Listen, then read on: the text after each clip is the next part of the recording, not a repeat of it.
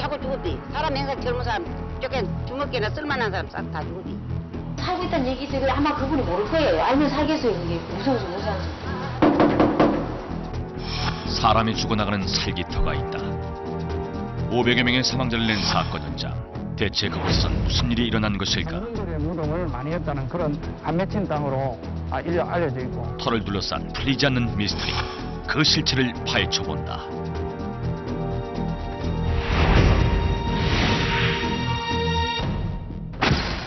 시골의 작은 마을에서 일어난 의문의 사건. 원인 모를 출처상이 바로 그것이라는데 어떻게 마을 사람 중 상당수가 한꺼번에 죽음을 맞을 수 있었을까? 서둘러 사건 현장으로 달려간 제작진. 직접 사건을 목격한 전 이장님을 만났는데 오늘같이 잘 놀다가 이장 술 한잔 묵자 소주 한잔 묵자 하면서 전방에서 술 한잔 묵고 집에 이러고 집에 간 사람이 새벽 되면은 집에 식구들이 불러갖고 우리 영감이 죽었는데 오라고 뭐 이래 죽어버리고 일이 되니까. 또 다른 경우는요? 아니 또 다른 경우는 오늘 조상이 났는데 물론 몸은 조금 아팠지. 오늘 조상 죽고 난 게 조상 가지고 오늘 죽고 있는데 내일 된 게는 또 쌍조상이 나지. 또 3일만 뒤시면 또 죽지. 하루가 멀다고 초상을 치렀다는 것 때문에 마을 곳곳에 주인 잃은 폐가 천지였다. 여기 너부터 보면 집이 보이지. 이미 온기를 잃은 집. 살고 계시는데 요 집에도 그 당시에 두 분 다 나가고 지금 내외관이 한 집 걸러 한 집이 폐가이다 보니 마을엔 섬뜩한 기운마저 감돌고 있었고 버려진 농기구와 살림살이만이 주인의 숨결을 기억하는 듯 싶었는데 객지로 나간 자식들마저 다시 찾기를 꺼리는 땅. 평화롭던 시골 마을을 졸지에 저주받은 터로 바꿔놓은 새는 과연 무엇일까? 제작진은 동네 주민들을 만나보기로 했다. 왜 그렇게 그런 일이 생기는 거예요? 몰라요. 그래서 몰라요. 우연히 그래요. 나 좋은 사람만 그래. 참 사람 좋디래. 조카 큰 집 조카인데. 그 만나고 울고 있다. 우리 영감, 땀먹을 양반, 지산 양반, 청기, 감남면 내지 죽었든지 어쨌든지. 또 청기, 또 신대띠 아들, 또 가래 양반, 또 니고 생각이 안 난다. 지금 말씀하신 분들이 다 돌아가신 분들이에요? 하면 좋은 사람이다. 연하면서 죽었어. 많이 죽었는데. 저 건네 산 저라고 난게네 막 한꺼번에 죽은 게 아니고 아약하고 병원에 가면 죽었고 백기 길에 가다가도 탁 자빠지면 죽었고. 어르신들의 증언에 따르면 힘께 나서던 젊은이 하나가 원인 모를 두통으로 쓰러진 후 며칠 뒤 건너집에선 멀쩡하던 어르신이 할머니 눈앞에서 쓰러져 영영 일어나지 못했다고 한다.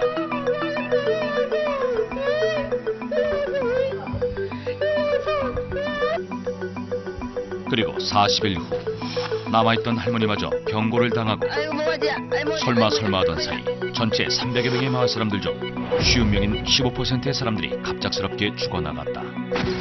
과연 행정관청에서는 이 사건을 어떻게 기억하고 있을까? 그렇게 그 당시에 이제 원인 모르게 돌아가신 분들이 많아가지고 그 당시에 이게 이제 뭐 사망 신고 보면은 이게 그건가요? 네. 사망이시나요? 네. 91년. 예. 1년. 그런데 놀랍게도 사망 사건은 91년과 92년 단 2년간에 집중돼 있었다. 대체 그때 마을에선 무슨 일이 있었던 것일까? 호랑이 몸 덩어리라 이리 보대요 뭐 전체로. 아, 호랑이 형상이다. 야, 호랑이 행상이다. 뭐 그렇게 보고 있어요. 생기기도 우리도 앞이 떨어져서 이제 떼내서 그러지. 원래 생기기도 그렇게 생기고. 마을을 지키고선 일명 호랑이산. 호랑이가 엎드려 있는 복호 형상이라 그 자체만으로도 영험한 기운을 지닌다는데. 그러나 1988년 호랑이산 앞에 채석장이 들었었고 그만 호랑이의 얼굴 부분을 건드려 영험한 기운은 졸지에 살기로 변했다는 것이다. 과연 채석장 측은 주민들의 이런 원성에 대해 어떻게 생각하고 있을까? 제작진은 관계자를 만나봤다. 풍수에 따라서 우리 호랑이 사이가 있으면 그래서 지금 패션에서 운동을 부러진 다음 위로 끌어오는 것 같다. 그러니까 처음 부동산에서는 승리 가겠습니까?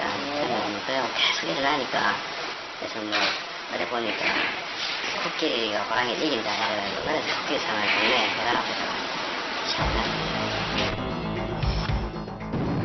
마을에 세운 코끼리상을 찾아 나선 제작진.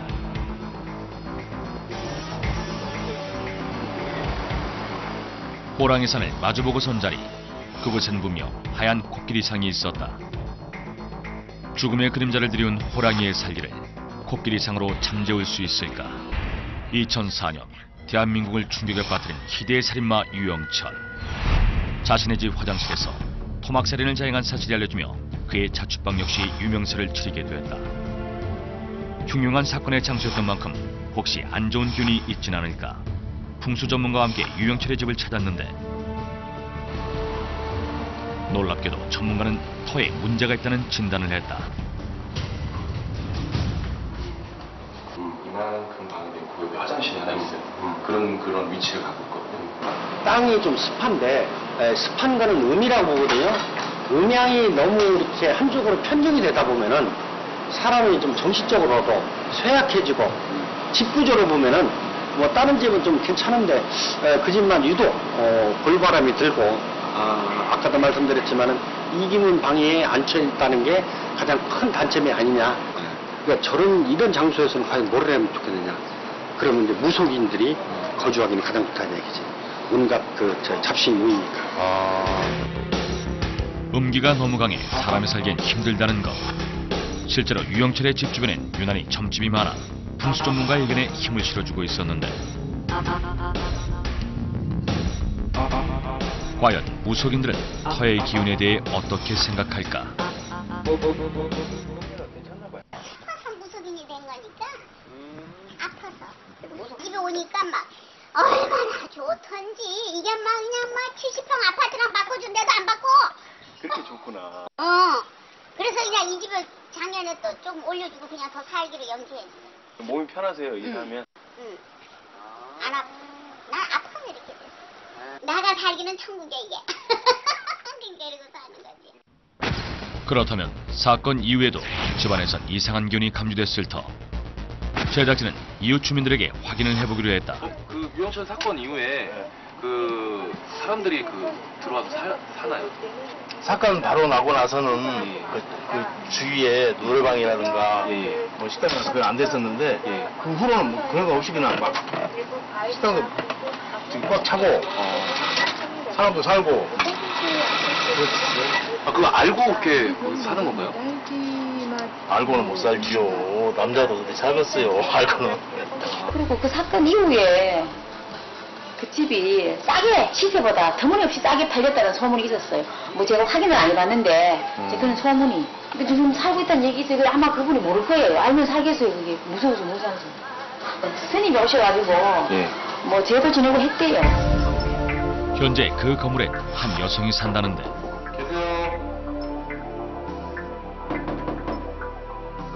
계십니까? 부디 그녀만은 터의 기운을 이겨내길 바랐다. 1995년 6월 29일 500여 명의 사망자와 900여 명의 부상자를 낸 삼풍백화점 붕괴 사건. 그날의 참상은 고층 건물로 덮여버린 지 오래였다. 10여 년이 지난 지금 그곳에선 여전히 이상한 일이 일어나고 있었다.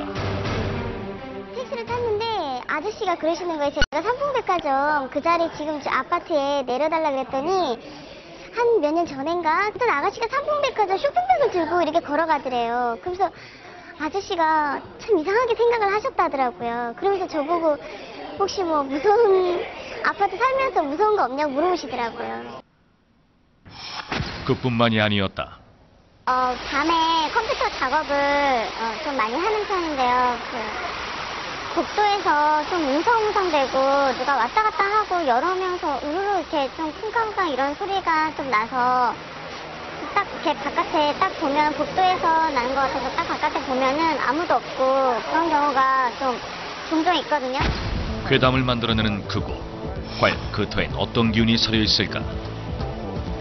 왜 삼풍백화점이 풍수적으로 뭐 재물이 있는데 왜 무너졌느냐. 옛날에 삼풍백화점 같은 경우는 양쪽이 건물이 A동, B동이 써있고 가운데가 호레면같이 잘 녹은, 즉 풍수에서 이런 거를 산에서 우리가 산소를 할 때 이런 경우에는 양쪽에 기가 흩어지는, 양쪽으로 흩어지는 경우에는 흉사가 있을 것이다. 이런 식으로 고전에 나오거든요. 그러니까 일단 풍수에 맞지 않는 건물의 형태를 지었다는 게 일차적인 약점이었고, 사실은 이 삼풍백화점이 무너지게 된 데는 뭐 과학적으로 많이 말씀하지만은 풍수가 아무리 좋고 뭐가 아무리 좋고 다른 게 다 좋더라도 제일 중요한 건 그 사람이 어떻게 사용하느냐는 것이 가장 중요하거든요. 그렇다면 백화점 이전엔 어떤 터였을까? 아마 조선 초기에는 북쪽에 있는 월계동 쪽에는 거기에 내시들의 무덤을 많이 하고 이쪽에는 상궁들의 무덤을 많이 했다는 그런 한맺힌 땅으로 알려져 있고, 그리고 이제 해방 이후에는 이 주위가 이제 미군 기지가 주위에 들어왔었고, 또한 주위에 많은 일반인들이 뭐 공동묘지로 많이 사용을 했던 것 같습니다.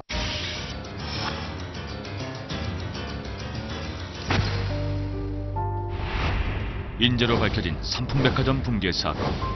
그러나 여전히 떨치기 힘든 의문점을 남기는데, 희생자를 기억하며 서울 양재동에 세워진 위령탑. 비록 사건터에서 멀리 떨어진 곳에 세워졌지만 이렇게라도 그들의 억울한 넋이 위로되길 간절히 빌어본다. 수백 년 전 저마다의 산을 안고 이곳에 잠든 영혼들. 그렇다면 수많은 영혼들이 한자리에 모인 공동묘지터의 기운은 어떨까? 제작진은 풍수 전문가에게 자문을 구해봤는데, 실질적으로 공동묘지를 볼 때는 크게 두 가지로 보는데, 자연 발생적으로 생긴 공동묘지가 있고, 두 번째는 본인이 원하지 않는데 어느 집단, 예를 들면 뭐 신분적인 문제라든지 아니면 경제적인 문제 때문에 어떤 그냥 인공적으로 만드는 공동묘지 있거든요. 환관들의 집중묘지였다는 말이 있으니까, 환관이라는 것은 살아 생전에 뭐 가정적인 문제, 또 결혼의 문제 있으니까 한이 많은 사람이 이 자리를 몇백 년 차지했는데 그것까지도 구체 사람의 개발이라는 미명하에 또 쫓겨나는 거죠. 밀려나는 거죠. 그러니까 한이 있을 수밖에 없는 땅이죠. 이제라도 그들이 편히 잠들길 바란다. 터에 대한 취재를 하던 중 제작진에게 전해진 한 통의 제보 메일. 유난히 간판이 자주 바뀌는 가게터가 있다는 것. 서둘러 달려간 가게는 청결하고 깔끔한 내부로 일단 좋은 인상을 풍겼는데, 이상하게도 손님은 보이질 않았다. 저녁 시간인데 보시다시피 종업원들만 있고 장사가 그러니까 안 되는 이유가 없는 것 같은데 잘 모르겠습니다. 왜 안 되는지. 혹시 상권에 문제가 있는 걸까? 여기는 지금 아시다시피 아까 천재형 정권은 특화성이 있어야 되는데 버스 정류장도 가깝고 사람들이 오는 이유가 간판이 깔끔하고 하기 때문에 항상 눈여겨볼 수 있는 그런 메뉴이기 때문에 아무래도 장사는 잘 될 것 같습니다. 그렇다면 음식 가격은 어떨까? 굉장히 저렴하네요. 반 접시에 5,000원이고 한 접시 10,000원이면 학생들이 충분히 먹겠네요. 한 집보다 그래도 한 3, 4천 원 정도는 비싸게. 장사가 안 되는 이유를 찾을 수가 없었는데, 이곳은 어떤가요? 여기요. 한번 봅시다. 이번엔 풍수지리학자가 나서 문제를 살펴봤는데, 여기 내리막길이 이렇게 돼 있는데 이것은 평평하게 이렇게 만들어놨단 말이에요, 이게. 이거는 뭐냐? 그 재물이 빠져나가는 것을 하나의 어떤 비보를 하는 방법이다. 제가 오픈을 하기 전에는 항상 이렇게 가게 점검을 하거든요. 특히 이제 우리 같은 경우는 고기 연기를 빨아들이는 후황이라 그러는데 이 전등 이걸 제가 항상 점검을 하고 이렇게 하는데 이상하게 불도 왔다 갔다 꺼지기도 하고, 근데 뭐 다른 어떤 전기장치나 이런 건 다 안전하고 이상이 없는 것 같은데, 핸드폰도 이렇게 쓰레기 탁자위에 놔뒀는데 금방 돌아서 와버리니까 전화를 통화하고 나서 놔뒀는데 없어져 버리고. 그뿐만이 아니었다. 계산을 하고 나면 셈이 틀린 것도 여러 번. 정말이지 귀신이 고칼 노릇이었다. 부동산 전문가도 풍수 전문가도 설명하지 못한 이상한 기운. 상황이 이쯤되자 제작진은 무속인의 의견을 들어보기로 했다. 그런데 가게에 들어서자마자 하품을 하느냐 기이한 표정을 짓는 무속인. 눈살을 찌푸리며 고개를 젓는 것이 마치 무엇인가를 본 듯한 표정인데 지금 이 터에 이제 기운이 그 음기운, 차가운 기운이 곳곳마다 많이 작용이 돼요. 그래서 이제 이 터 기운에서는 도깨비 터가 아닌가 이렇게 보는데요. 이 터가 도깨비 터가 분명한데 이제 이거를 확인을 해야 될 거 아닙니까? 가게에서 사용하는 밥그릇 2개에 물을 담은 무속인. 혹시 만원권이라든가 지폐 있으면 한 장만 줘보세요. 지폐요? 빈 그릇에 사장님의 돈을 담더니 물그릇 위에 아슬아슬하게 올리는 무속인. 무릇 도깨비는 재물과 먹을 것을 좋아하니 재물 그릇이 떨어지지 않게 잡아줄 것이라는 게 설명이었다. 과연 도깨비는 반응을 보일까? 그런데 뭔가에 홀린 듯 꼼짝하지 않고 떠있는 재물 그릇. 그것은 분명 가게 안에 무엇인가가 있음을 말해주고 있었다. 이게 맨 밑에는 뭔가요, 그러면? 맨 밑에는 이제 이터 지신입니다. 지신 명당, 지신 명당 몫이고 중간에는 도깨비 대감님, 도깨비 분들을 위의한다. 누구를 위해 줄 것이냐? 이제 우리 사장님을 위해 주면은 과연 뭐를 위해 줄 것이냐? 융성하게 대접을 해주시면 금전으로다가 문을 열어주시고 상업으로 문을 열어주신다. 이거를 이제 보여주는 겁니다. 도깨비 대감을 달래야 재물이 들어온다는 것. 결국 도깨비와의 화해를 청한 사장님. 도깨비가 좋아한다는 음식으로 한판 구슬 벌였는데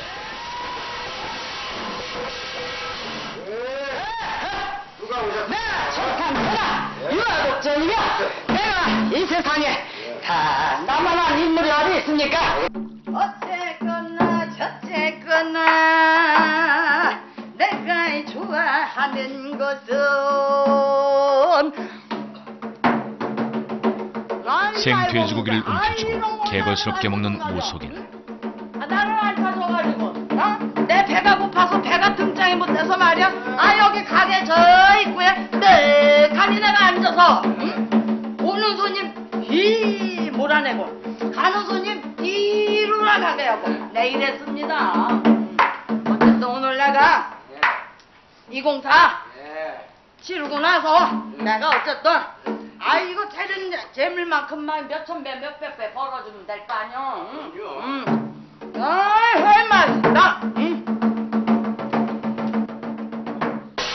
도깨비 대감에게 비응이 됐다는 것 외에 그녀의 이상한 행동을 설명할 길이 없었다.